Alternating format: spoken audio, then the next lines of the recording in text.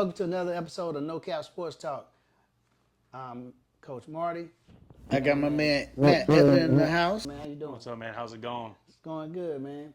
We'll give a shout out real quick to Pierre Desir, Hustle and Heart, for sponsoring this show. And we're going to dive right in with Matt. Tell the people something about Doing you. good, man. I've got to say, this is a fantastic facility. Appreciate it.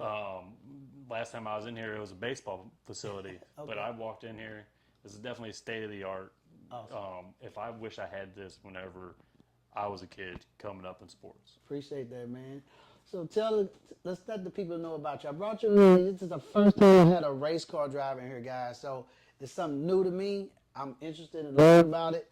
But I got some secrets that y'all don't know. He also played other sports. So started out as a football and baseball player. Okay. But then after that, I started focusing on just football. Okay. So that would have been in high school. Played high school football just right down the street at Fort Zumwalt North. Okay. And then got recruited to Greenville College, which is now Greenville University. All right. I played all 4 years there as a safety, and then my last 2 years, basically, I played as a corner. All right. So do you enjoy your time down there in college? And how was that for you? Yeah. Like I was kind of telling you before we even got started, I regret the school part of it just because of how much school costs to go. Yeah.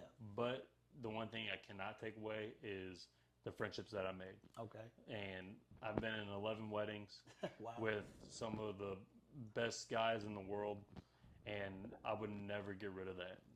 But as far as the football aspect, it was a great experience. It's something that I can talk about with the kids that are at the school. Okay. And anybody else that's kind of going down that journey of what it's like to be a student athlete. Awesome, man. So you did enjoy that. So tell me this: you graduated from college. You can actually get into the racing you do, actually. So I race dirt stock cars. So if you were to go online and type up dirt stock car, then you would be able to come up with a whole bunch of photos of late models and modifieds and other kind of styles of cars. My style of car is a modified. So what does modified mean? Is it like, what is it? So it's basically an open wheel car. So whenever you think of open wheel, you think of like the Indy 500 or IndyCar, F1. F1's big right now because of Netflix. Yeah. So we run full body cars where the front tires are not covered by any kind of sheet metal. Oh, wow. That's why they're considered open wheel. Everything's manufactured by us, the team people, as in the bodies.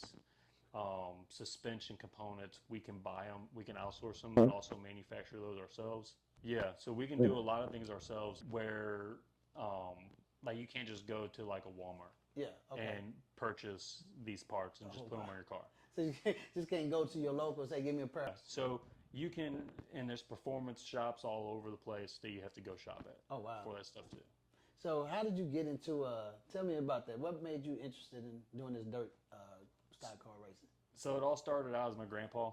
Back in the day, he opened up a couple of racetracks around as in just being a fan. Then my dad was born, so it just became a family thing for them to go do. Oh, that's awesome. And then whenever I was born and I was potty trained and everything, my mom's like, get him out of the house, find something to do. So then we just became a fan of the sport. We traveled from Ohio to Kentucky to Iowa, basically everywhere in the Midwest. I've been to Florida since, Georgia, Arkansas, and I just got this deep passion for racing. Man. And so you was basically raised up on watching this sport. Yeah, I mean, NASCAR back in the day was massive too. Yeah. But I really focused on just dirt racing. Okay. So what kind of track is that? Like, how big is that? I've never seen it. I saw your videos and I was amazed. And so I was like, wow, this is different. Yeah. So some tracks are as small as basically this parking lot out front. Okay. That's drastic. They're bigger than that. But so we go anywhere between a fifth mile, which we're running anywhere between 45 to 60 mile an hour and turning like 10, 11-second lap times, to where we're running half-mile racetracks where we're going probably anywhere between 90 to 110. Yeah. Man, that's tough. And but the racetracks around here, they're all 3/8 mile racetracks, super high banked. Okay. We're running On average, I would say we're probably going anywhere between 80 to 90 mile an hour, That's nice. Man. depending on the track surface and stuff like that. We could go faster, we could go slower.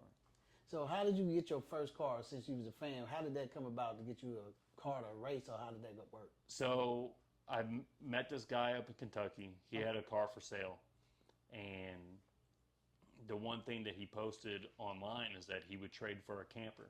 Oh, all right. So my grandma and grandpa owned a camper at the time. We were done using it, All right. and I was able to get that from grandma and grandpa and trade it Oh, wow. straight up. Okay. So we went up there, picked it up, came home, and I bought my first motor and basically every single component that I needed to go racing on a credit card just to kind of get started. Not recommend doing that, but I was so devoted to make this work. Right, right. So that was in 2016. We ran a handful of races where I tore up a bunch of stuff, but man. I was just learning what it took to be a racer. Okay, makes sense. I knew what it was like from a fan's perspective where, like, I'll put it in this perspective. You can watch a football game if you know the game and you can know what coverage they're running. Right. Or what play they might run on offense. But you don't know the intangible things of what's that offensive tackle doing? Yeah. What's that? Why is that wide receiver? Why is he running the route like that? Right. To create space and stuff like that. Makes sense. So I had no idea, no experience driving other than a street car. Wow. And so we ran, I would say around 20 races where I would start last. Okay. I would just make laps. I would never make an adjustment to the car. I didn't know what I was doing. Okay. And then that turned into basically I learned. Right. I started racing to the point to where I sold that first car. Oh, nice. I bought a new car. Okay. And then that was 2017 and 18. So you're moving pretty. So I'm moving into the sport. I'm learning more. I'm actually, at this point, I'm learning a lot of bad habits. Okay. And then I met a guy that was with one of the best racers in our area for my division. Okay. And it was his crew guy. All right. We started talking. In the racing world, we're known for being beer drinkers. Right. And having a good time and hanging out. Very, I would say it's a culture. Okay. You have to be involved with the culture Right, as, right. to basically get to know people. Yeah, makes sense. And the cool thing about it is he came on and he just started helping me. Wow, Teaching me liked things. Yes. Okay. And we would stay up till 2, 3 o'clock in the shop.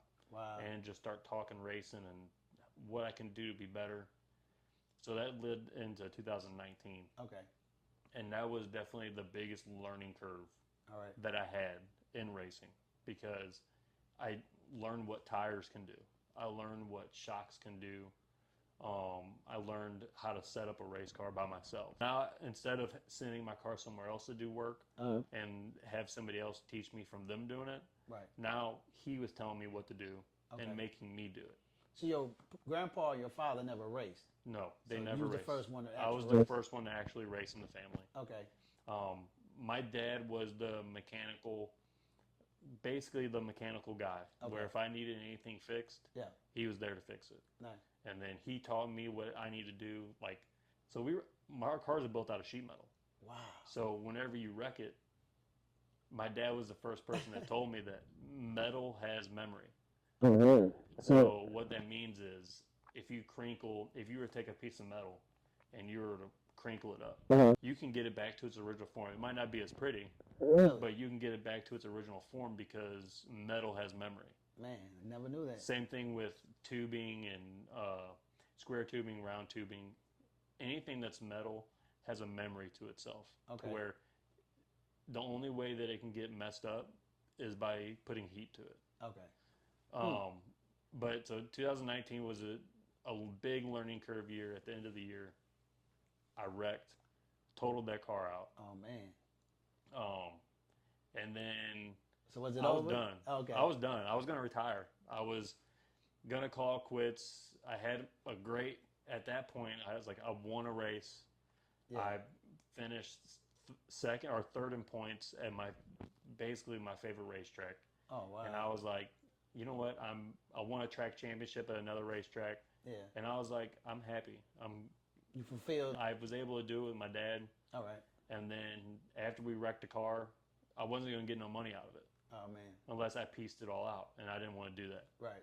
So we had to make a decision on what we were going to do, and that was to go further into the sport. Oh man. And Here we go. We bought a brand new car, which anybody that's seeing this knows me. I name everything that I own. Okay. So I have this car. I named him Larry. All right. And Let's get it. so as soon as we got that car, built it up, and I won the first race in it. Oh, okay. In the second race, I should have won it, ended up finishing third. And at that point, that's whenever my racing career really started taking off. I can't be 100% honest about my race career taking off without talking about my sponsors. I was about to ask you. And so do you got people sponsors? helping me, yes. Okay. Tell us about that. So I have, like this year, I have 17 partners and sponsors that help me Nice. get up and down the road. I have some major sponsors that have helped me. Like, I have a new car that I'm actually going to pick up in 2 weeks Oh, nice, man. in North Carolina. Okay. And so they helped me get that. I had a new motor built. Wow. I had a new motor bought. And a lot of it's out of my pocket, but majority of it is out of my partner's pockets. You want to shout out to your sponsor, man? Yeah, Shout out to so those guys, man. like the main core sponsors on the car, that I keep them next to each other. It's Faster House, Faster Funds, which we were just talking about. Yes, sir. Magnolia Real Estate and True Title. Nice. Those four companies are in the same building, just on the other side of Highway K Yeah. and 40 there. Nice. In the Waterbury Tower. Okay. And then I have some major key sponsors one's out of North Carolina. His name's Trevor Atwell at Atwell Exterior Services. And then Mark Brevard out of Imperial. Nice. He owns Imperial Bull. He owns Crestwood Bull. Wow. And then I got a lot of other family and friends that tie in with the body shop. I have Chris Spalding, who does, actually, if you have hail damage, he does the paintless dent removal on your car. So it doesn't have to get painted. He can do it all by hand. It's actually some wicked shit. Okay, that's what's up. But, and then I got TR Hughes Homes. They build homes in our area. I have Berkshire Hathaway. I basically call my car the realtor car. Hey, that's what's up. If you want to buy, sell, trade, if you want to get your paperwork done for buying a house Yes. or buying land, I have your one-stop shop just by looking at my car. That's what's up, man. And I got a chiropractic company, or we call him Doc, Yes. at Vital Performance out there in Cottleville. Okay. He takes care of my body. That's what's So up. as I get beat up, he takes care of me. So this with- a real Yeah. thing here. I love it. Yeah, Man. so I focus on the race car during the week. We work on it anywhere. It averages anywhere between 10 to 15 hours extra a week outside of your normal 40 to 45 hour work week. Okay. And then we race on Fridays and Saturdays. So you must have a good spouse at home. Somebody that's Yes, dedicated. I have the best support system at home. Nice. I got a 1.5-year-old that she is going through her crazy stage right now. Yes. And I try to dictate, there's always 1 to 2 days a week Okay. that I make it. This is fully for family, Yeah. fully for me being at home. And even whenever I'm at home, I'm always focused on racing. So they come out to your race Yes. events. Yes, they come out to every racing event that they can make it to. Okay. Like Fridays are hard because everybody works on Fridays. Yeah. But every single Saturday event, they're always there, right there beside me. That's nice, man. That's what's up, man. Man, I'm proud of you, man. Like I said, you're the first race car driver that I interviewed, and I saw your car look amazing. Yeah, like physically racing attracted me I was searching for a competitive, basically something that I could attach myself to. Okay. I don't consider myself a race car driver. I'm a race fan that just so happens to race. All right. But I become obsessive with learning new things.